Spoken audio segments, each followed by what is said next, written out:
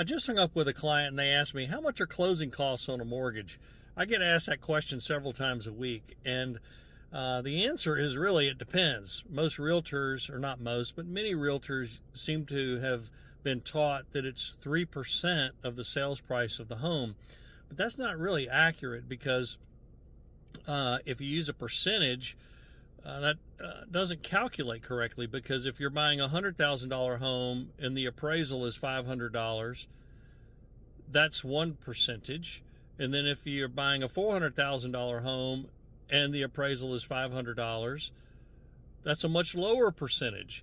And there's several fees that are flat, and there's some that are a percentage of the loan amount. So that's a little misleading and inaccurate when you say that.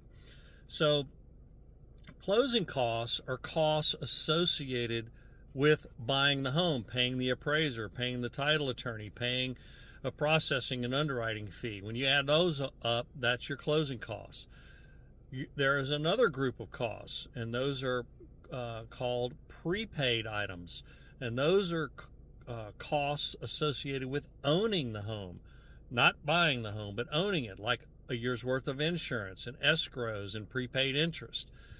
And then when you add those two numbers together, those are generally what people are kind of thinking about when they say how much are closing costs. And the closing costs can act, $4,000 to $6,000. That's a pretty fair amount for a transaction. And the prepaids, depending, insurance has gotten pretty expensive. Insurance can be $3,000 or $4,000 too. So then you add those two numbers together plus your down payment, and you have what is called your cash to close. So hope this terminology clarified a few things for y'all.